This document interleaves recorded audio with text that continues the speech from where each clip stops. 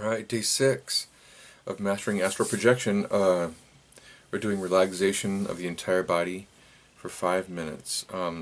So I'll run through these steps again. It's toes, feet, calves, legs, actually it's hips, then thighs, or thighs then hips.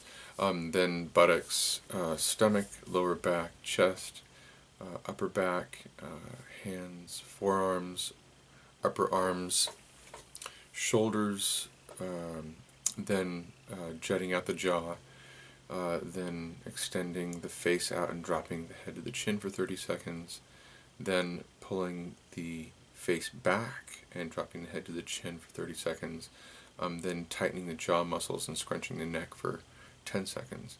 And then, is there one more? Oh, I think that's it. And then focusing on the breath for 5 minutes. And then we're doing energy body stimulation of the legs. So first you do the feet in the same way that we did before. It's brushing back and forth on the toes. And then doing the sponging to stimulate the toes. And then brushing and stirring with the whole foot. And then sponging action of the whole foot. Then we work on the legs. So, let's see. You're doing brushing on the legs. Now, they suggest imagining a wide brush that starts at the tips of the toes and goes all the way up the front of the legs, across the knees, all the way up the front. So we're doing tops of feet, front of shins, over the knees, front of legs, and then back down. They suggest about 2 to 3 seconds for the entire movement. So the brushing creates a stimulation. Then you work on the outside of the legs, starting with the pinky toes, all the way up the outside of the foot, up the outside of the ankle, all the way up the outside of the calves, over the knees, and all the way up over the hip bones, up to your waist, and then back down. And then you're doing the inside of the legs, so starting with the big toes, inside of the foot, inside of the ankle, all the way up the calves, inside of the knee, inside of the legs, up to the crease of the leg, and then back down. And then he made a comment, make sure that you're not going over the genitalia, as it'll create stimulation that you don't want. And then, so you're working on one leg, then working on the other leg, and then working on both legs simultaneously. And then doing sponging sensation on the entire leg. Then sponging sensation on the other leg.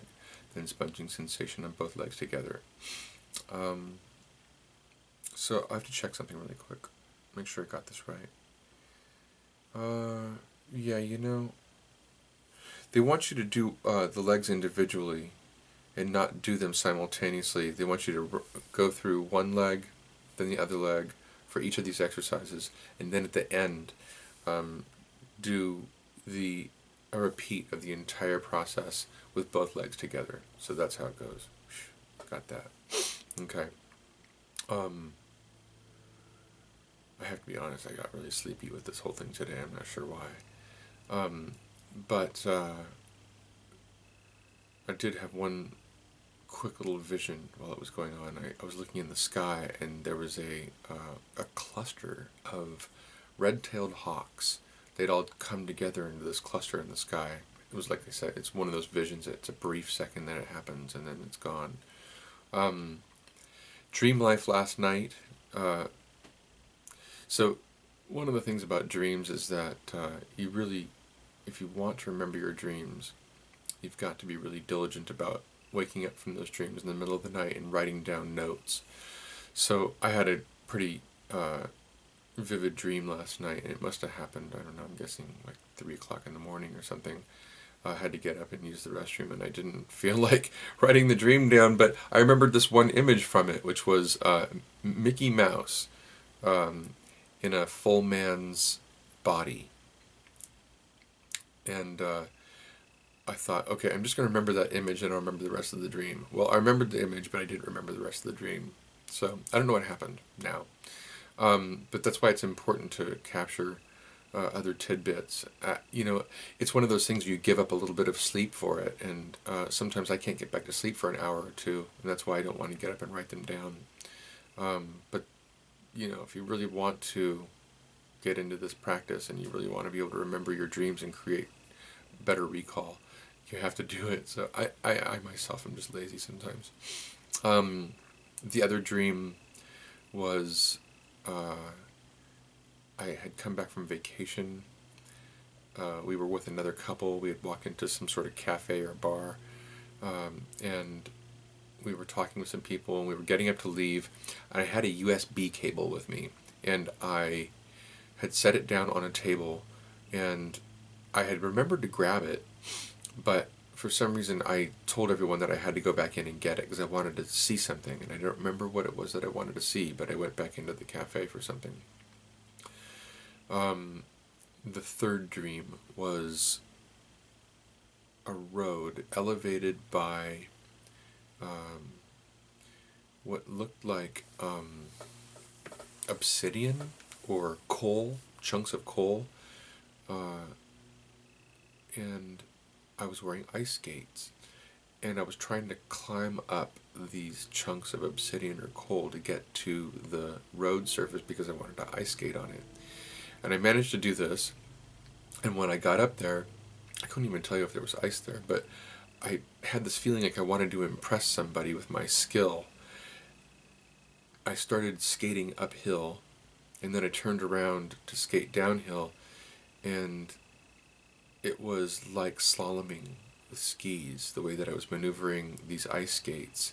So I was kind of swishing back and forth to regulate my speed, and that was the dream. So I was going to speak to dreams a little bit more because Ray had asked a question on the blog. He said, you know, how do you remember your dreams so well?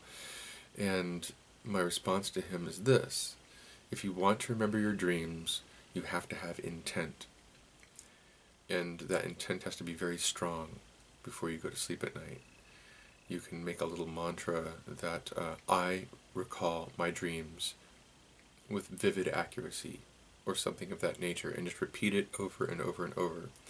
The other thing is you have to tell the subconscious mind that you are actually prepared to write down your dreams, and it's important that you remember them. And when you get your subconscious involved, it helps a lot with your dream recall. So you have to leave a pen and paper or a notebook beside your bed and jot down items of dream recall, no matter how large or small, every time you have dream recall. And you just condition yourself to do this. Most of your dreams happen early in the morning, and it's important that you don't jump out of bed right away. If your alarm goes off, be prepared to hit the snooze or something, and sit in that hypnagogic state and be with the dream that you just had.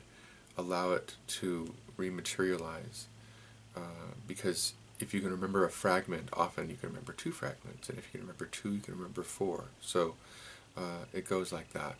But like I said, your intention is key. So I think that's it for today. Thanks.